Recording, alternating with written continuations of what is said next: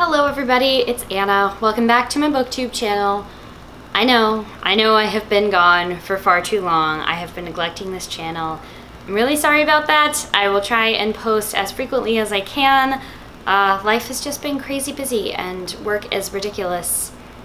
And it's really hard to keep on a steady schedule when you are working almost every day, every week. So now that we got that out of the way, I am going to be doing the mid-year book freakout tag today, and I wasn't tagged by anybody to do this, but I know that this is a pretty common tag around booktube. I believe it was seeing it on Rogan's channel that inspired me to do this for myself, and I have some of the books here, so let's go ahead and get started. Whoop. Alright, so the first question, it was what is the best book that you have read in 2018 so far? And that is Educated by Tara Westover. This is a memoir about a woman's educational journey from growing up with no schooling in a very conservative Christian home to eventually getting her PhD in history and studying at Oxford, Cambridge, and the like. It was a very powerful book.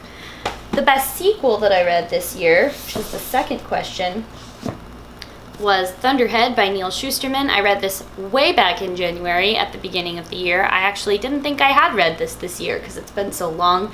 And this was a sequel in the Arc of a Scythe trilogy. I believe the third book is coming out either late this year or sometime next year.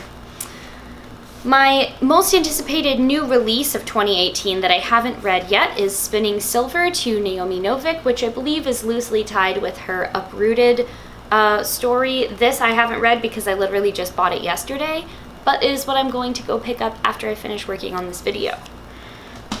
My most anticipated new release that has not come out yet for 2018 is The Phoenix Empress, which is the sequel to The Tiger's Daughter by K. Arsenault Rivera.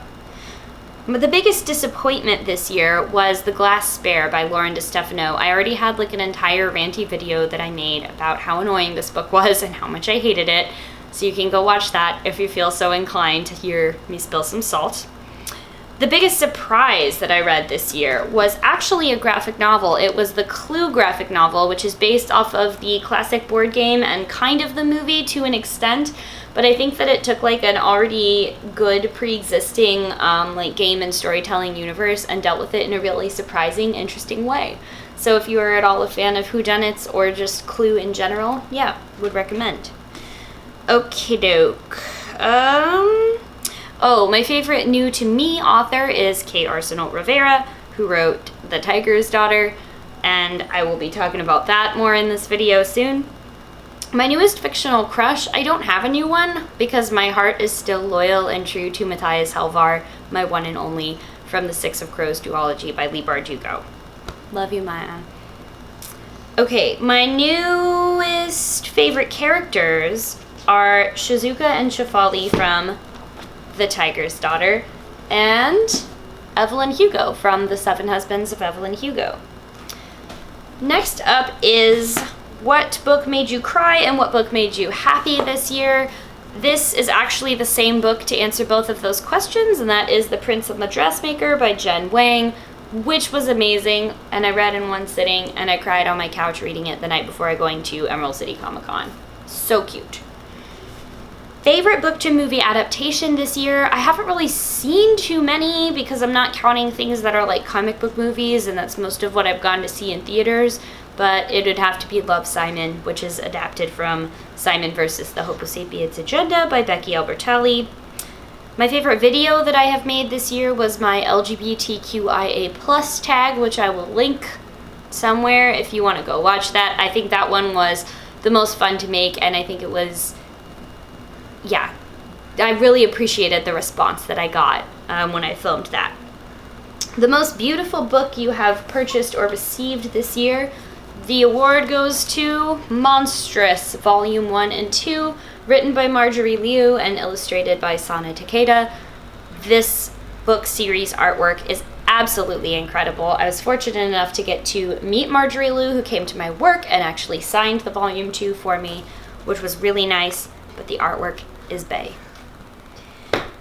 And what are some books that you are looking forward to reading by the end of the year? Well, obviously I want to finish reading Spinning Silver. I want to start it, then I want to finish it. I want to read the next book in J.Y. Yang's Tensorate series. I want to read The Phoenix Empress. There's a bunch of other books where I talked about my most anticipated pre-orders. I will probably just link that, but there's a lot of books that are definitely towards the top of that list. I have an entire shelf that I would also like to try and read through. It's just part of a shelf on my bookcase, but I am trying to get everything on that shelf read by the end of the year, so hopefully that won't take too long. Anyway, thank you all for watching, and thank you for putting up with my long absence from this channel. Like I said, I will try to get back to posting more regularly because I really miss making videos and talking to you guys. And yeah. Oh, also, thank you for helping me get to 100 subscribers.